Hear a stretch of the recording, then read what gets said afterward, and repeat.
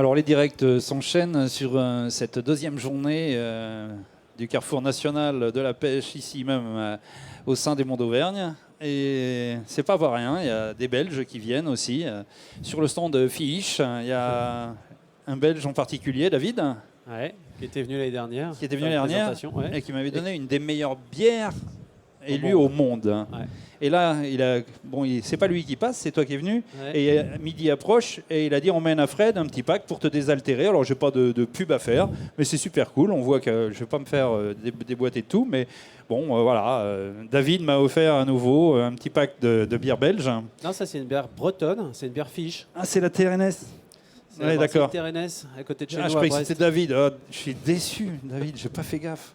D'accord, c'est la bière bretonne, mais j'en ai déjà vu sur votre stand et une fois, c'est très très bon. Merci messieurs.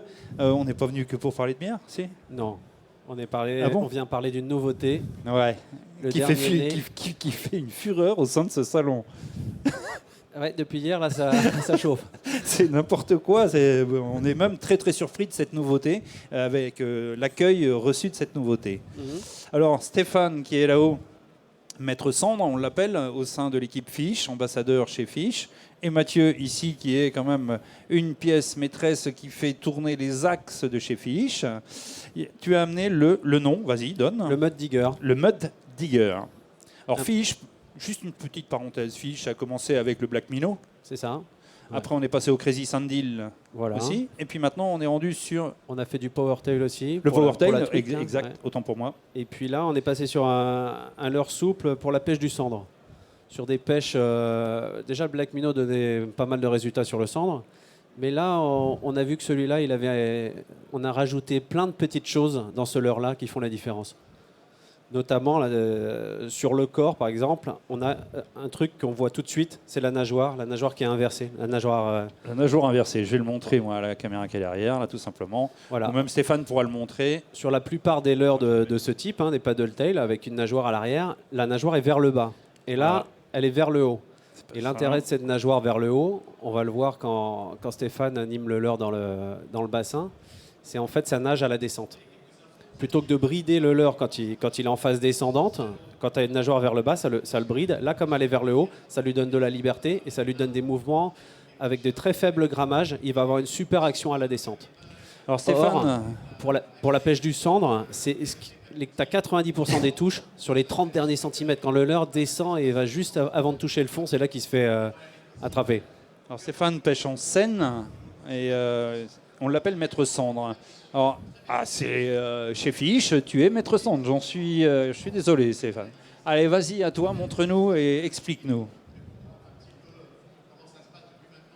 T'as un micro, non? Ouais, j'ai un micro. Ah bon?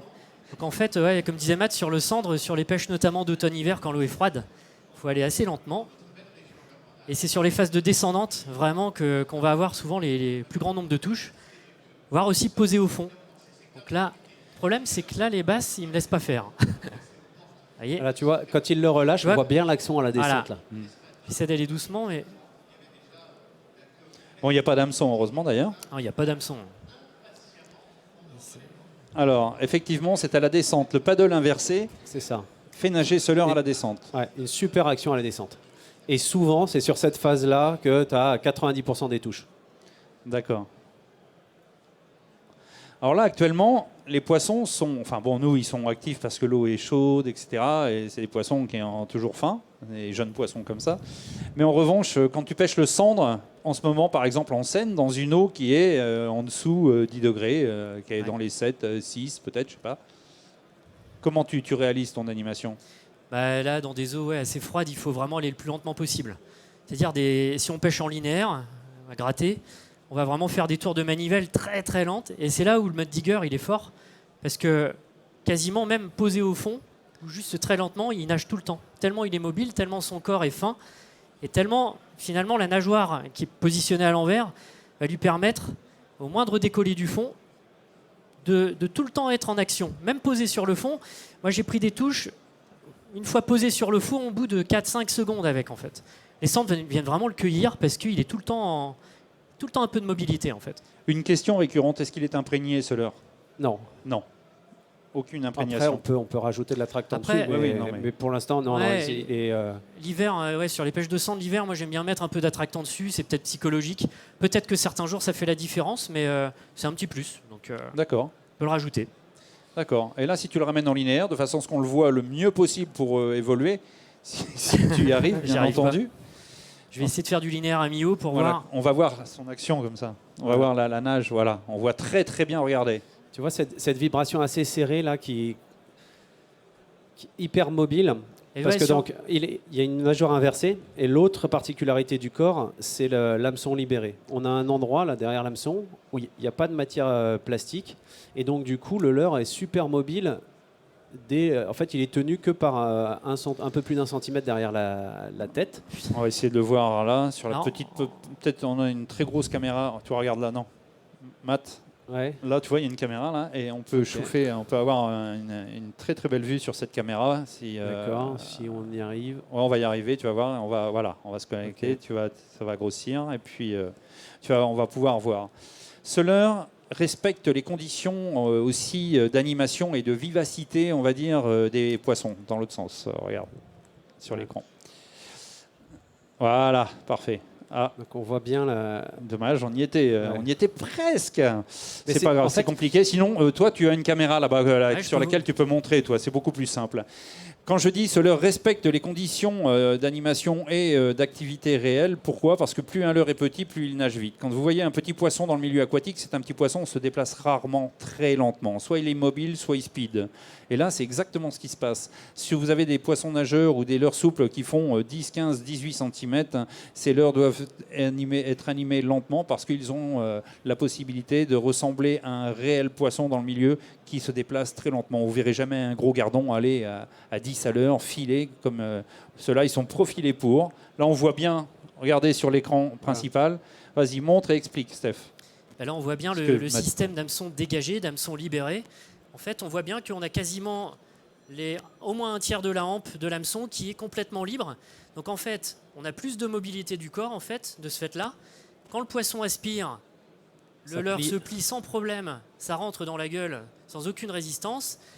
Et puis l'autre petit avantage aussi, c'est que quand on enchaîne les poissons, on n'a pas le dessus du leurre ici qui va se déchirer parce que bah, l'hameçon est libéré en fait. Donc aucun Le poisson déchirement. prend appui sur l'hameçon et puis sur le plastique. Donc il dure beaucoup plus dans le temps. Et la dernière particularité aussi de cet hameçon libéré, c'est quand tu vas monter ton leurre, tu n'as pas à négocier la courbe de l'hameçon pour la sortie, tu sais, sur le dos. Quand on file ta tête plombée sur le corps, tu es en train de te demander, de calculer, de prévoir à quel endroit ça va sortir. Bah là, tu n'as pas besoin. Tu piques droit sans te soucier de l'endroit où va sortir l'hameçon. Il va se mettre parfaitement en position parce qu'il n'y a pas la courbe à négocier, c'est droit, quoi. On va quand même garder l'astuce du pêcheur, le petit point de colle, Oui, ça, Sur la tête plombée. ça fait durer les leurres plus longtemps. je pense. Ça évite des fois que quand une perche prend l'arrière du leurre, le sorte de Ouais. la tête plombée et de revenir qu'avec la tête plombée. Ouais. C'est pratique aussi de mettre une petite pointe de colle sur la tête plombée, toujours, peu importe la tête plombée. Combien de grammes sur le Alors on a 3 têtes plombées, c'est les têtes plombées sabots qui vont se poser sur le fond de manière Ouais. naturelle. Et du coup on a 5, 10 et 15 grammes sur cette taille de corps qui fait 9 cm. D'accord. Plusieurs coloris, bien entendu.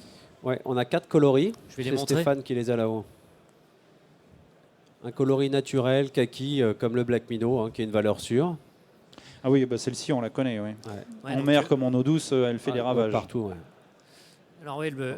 Voilà, le ça c'est kaki, le qu'on connaît. naturel là, Le- qui faisait nager dans le bassin, qu'on voit, qui est très brillant aussi. On voit bien que ça envoie des flashs de lumière, ça renvoie beaucoup de Ça, lumière. après, ici, on a le coloris blanc là, Le coloris blanc, avec un ventre qui est transparent et des petites paillettes bleues UV en fait. On les voit quasiment là à l'écran, sur la partie inférieure. Alors, est-ce qu'il y a un avantage à ce coloris particulier? Tu l'utilises dans quelles conditions, toi, Steph?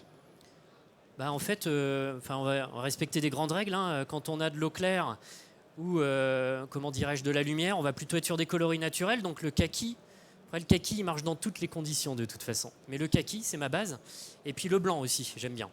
Et puis dès qu'on a moins de lumière, le coup du matin, le coup du soir aux cendres, ou alors si on a de l'eau teintée, je vais passer sur les modèles plus fluo.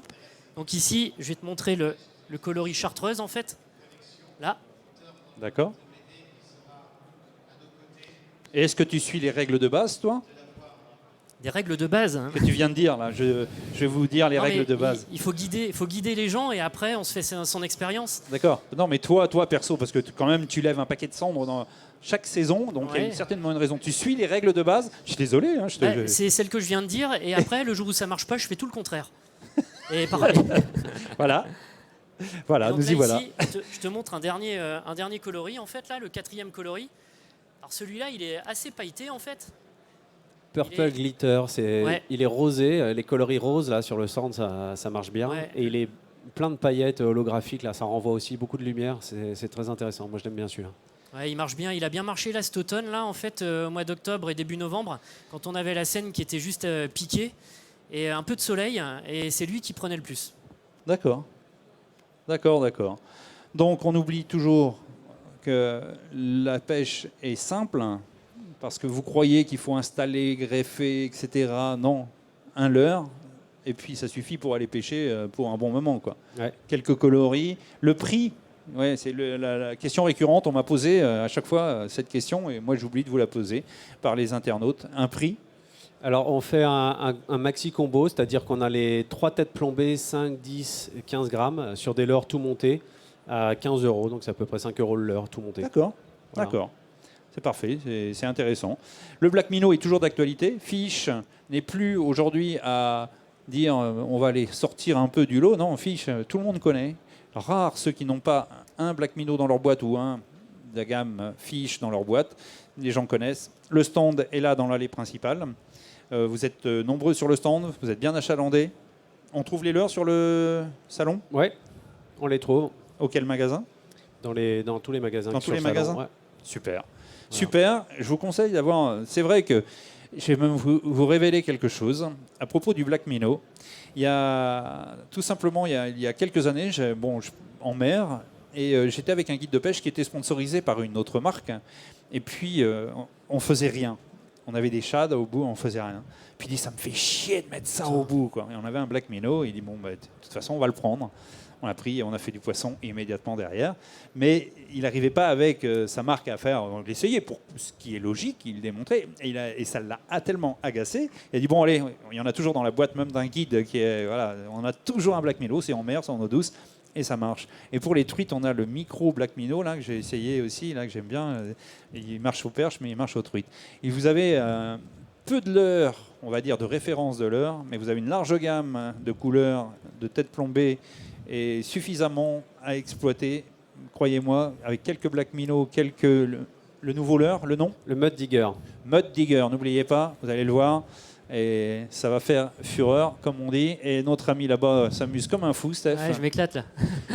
On vous remercie, messieurs. On peut les applaudir encore. Fish, l'équipe Fish était présente ici. On va les retrouver sur leur stand. Ils repasseront demain à nouveau pour un nouveau direct. Et Fred, ouais. je peux juste dire un petit Non. merci, je t'interromps. Ouais. J'ai l'équipe de Roadhouse, l'équipe de Goulven qui m'a prêté une super canne à cendre Ah. pour l'animation là.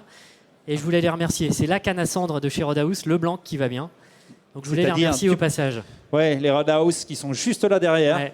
Et j'aime bien cette équipe, c'est une équipe phénoménale. Ils réalisent des cannes sur mesure, ces cannes. Ouais, là, c'est un gars de l'équipe Roadhouse qui a fabriqué la canne là, et c'est du sur-mesure et c'est une petite bombe. Donc, Merci à eux. ouais, ben merci à toi pour le petit message passé. On les retrouve sur leur stand et puis ici même sur ce plateau. Bon app. Merci. Pour nous, on se retrouve dans un court instant ici même pour un nouveau direct et avec Tristan Poulain de chez Navicom. On va parler aussi de sondeurs, de formation, de choses très très sympas et de l'avenir aussi, de ce qui se trame dans quelques mois. A tout de suite. J'ai Ah, quelques des petites autocollants approchés. distributions de- Des autocollants.